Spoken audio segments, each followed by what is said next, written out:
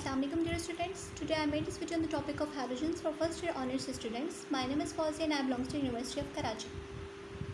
So let's start with the contents of this chapter. The first content of this chapter is general properties of halogens. In this we will study about the members of halogens, that is fluorine, chlorine, bromine, iodine and astatine, and the general properties of them. The second content of this chapter is halides and their reactions. In this we will study about the reactions of fluoride, chloride, bromide. And the third content of this chapter is interhalogen compounds that I will discuss later. So let's start with the general properties of halogens. जैसे कि आपको मालूम होगा कि periodic table में 16 different groups हैं. 8 groups belong करते हैं ग्रुप ए से, रिमेनिंग 8 ग्रुप बिलोंग करते हैं ग्रुप बी से. तो हैलोजेंस आपके पास है ग्रुप 7A का मेंबर, और इस ग्रुप के मेंबर्स हैं fluorine, chlorine, bromine, iodine, astatine and tennessine. इससे पहले आपने fluorine, chlorine, bromine, iodine and astatine के बारे में सुना होगा, बट टेनेसीन के बारे में नहीं सुना होगा, because this is a artificially made element.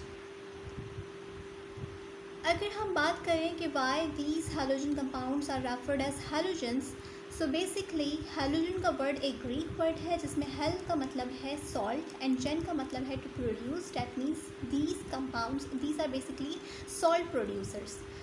Just like for example sodium chloride. Sodium chloride is a salt of chlorine. अगर बात करें रिएक्टिविटी की, तो halogens are very reactive in nature, and because of this property they never exist in monoatomic state. They will always present in the combined form. They will be always present in the diatomic state. मतलब कि कभी भी single form में present नहीं होंगे, हमेशा diatomic state में मौजूद होंगे, क्योंकि हाईली रिएक्टिव चीज़ हमेशा कोशिश करती है कि वो अपनी एनर्जी को लो करने के लिए या स्टेबल स्टेट पर आने के लिए किसी चीज़ के साथ कंबाइन हो जाए. तो ये कभी भी आपको मोनोटोमिक स्टेट में नहीं दिखेगा, हमेशा डायटोमिक स्टेट में दिखेगा because of its highly reactive nature. अगर हम बात करें फ्लोरीन की, तो fluorine is one of the most abundant element among all the halogens, और इसकी परसेंटेज 0.06% होती है, और ये सबसे ज़्यादा रिएक्टिव है सारे हैलोजेंस के बीच. एस्टाटीन और टेनेसीन नेचर में प्रेजेंट नहीं होते because they are short lived isotopes.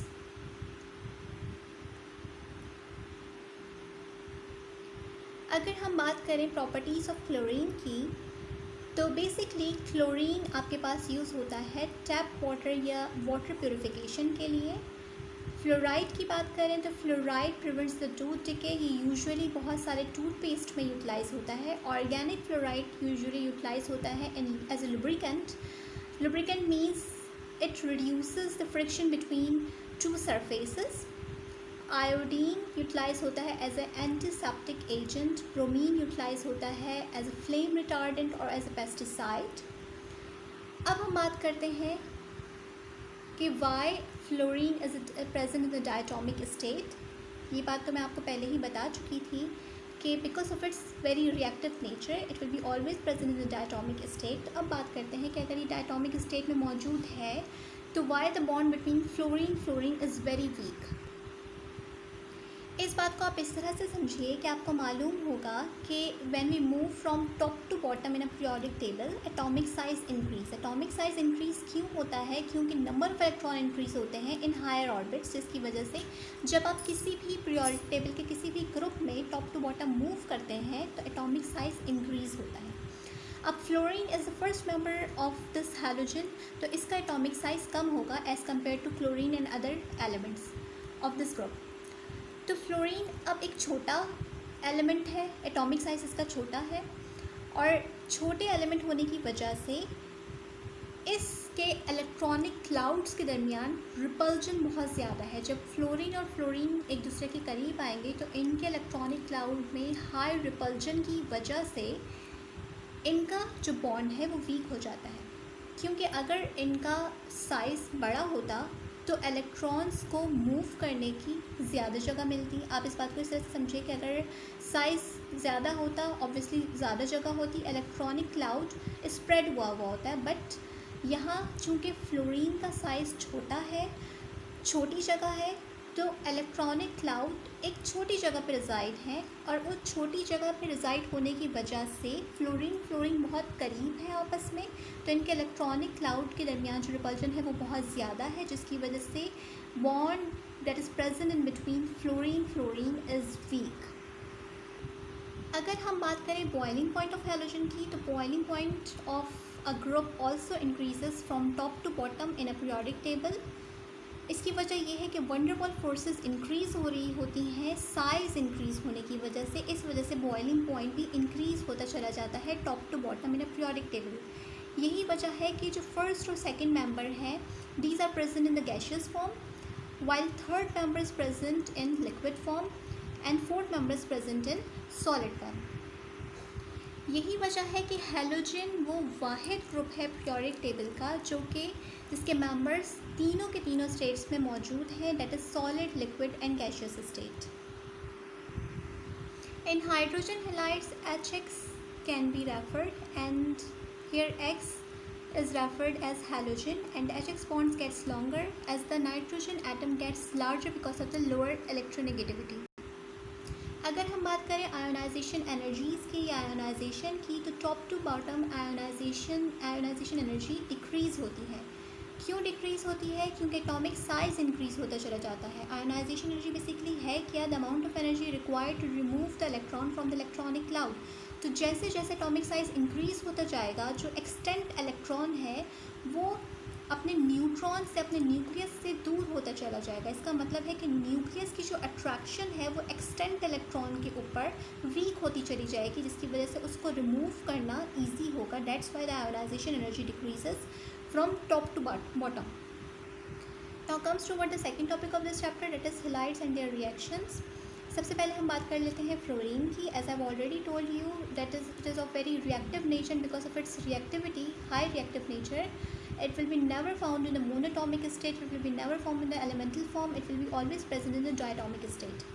ठीक है, और कोई ऐसा केमिकल रिएक्शन भी आपको नहीं मिलेगा जिसमें फ्लोरीन को डिस्प्लेस किया जा रहा हो, क्योंकि इतना रिएक्टिव नेचर का होता है कि जिस कंपाउंड को फॉर्म कर ले वो हाईली स्टेबल कंपाउंड में कन्वर्ट हो जाता है।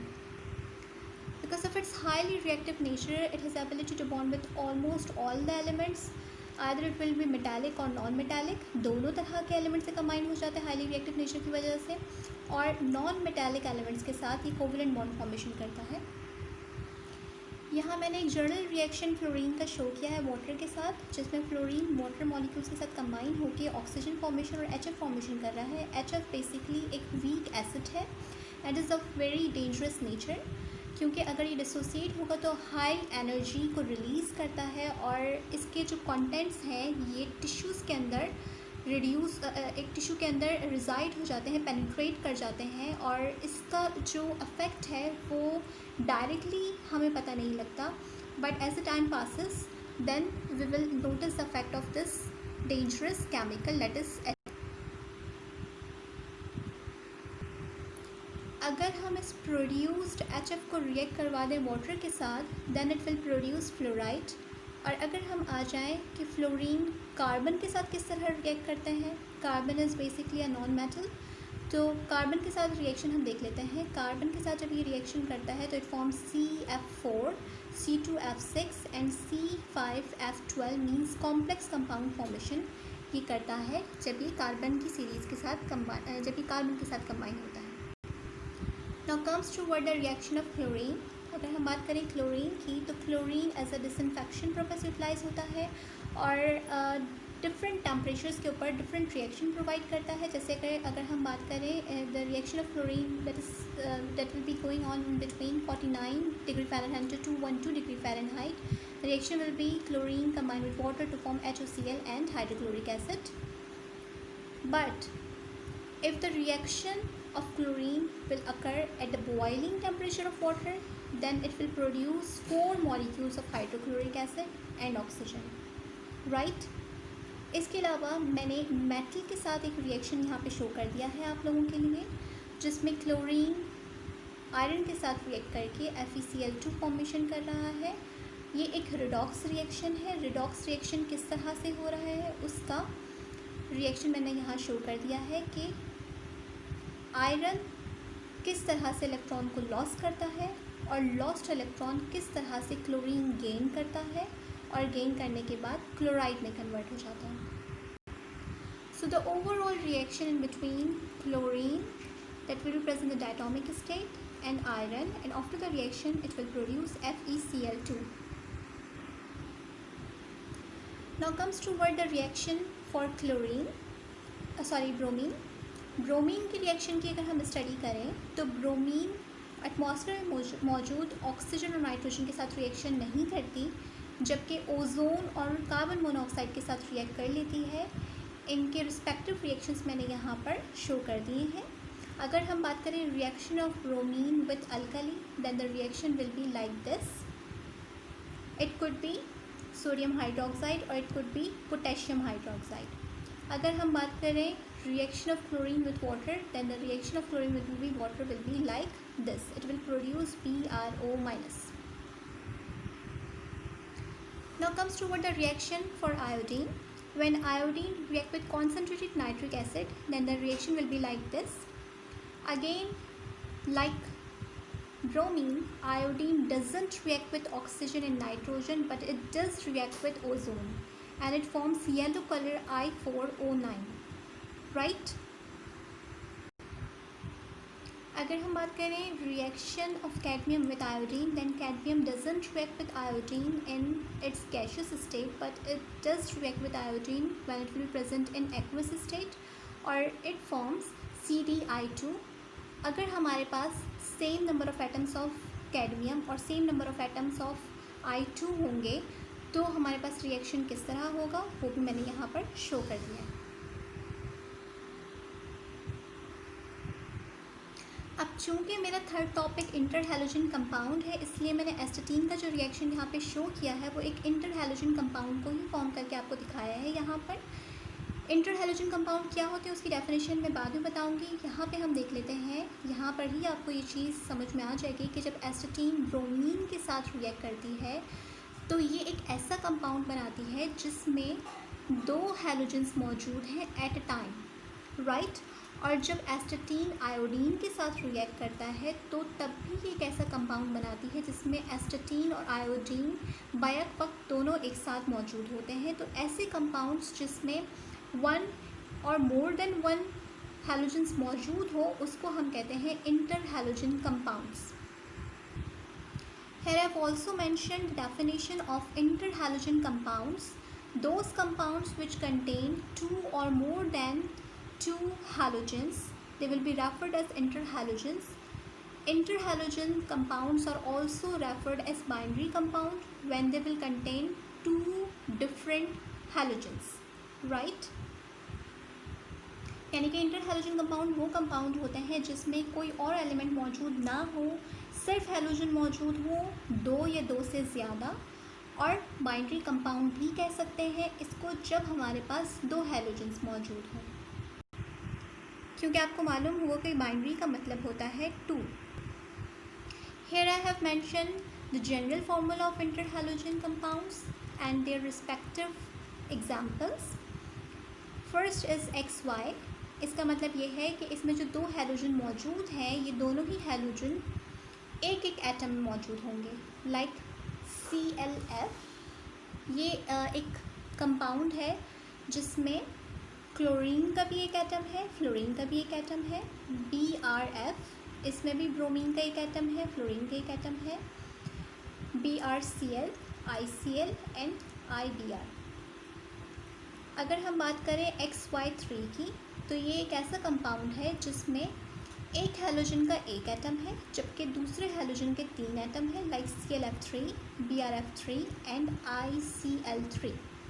अगर हम बात करें XY5 की तो इसमें एक हैलोजन का एक एटम है जबकि दूसरे हैलोजन के 5 एटम्स हैं, like ClF5, BrF5 and IF5.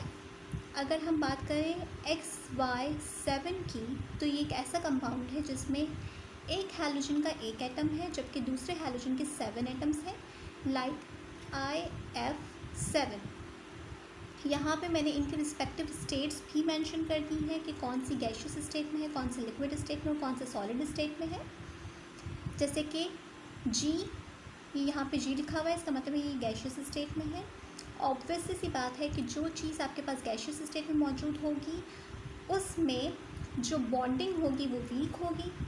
Liquid की bonding as compare to the gaseous ज़्यादा स्ट्रॉन्ग होगी। सॉलिड की बॉन्डिंग सबसे ज़्यादा स्ट्रॉन्ग होगी। ठीक है, थैंक यू सो मच।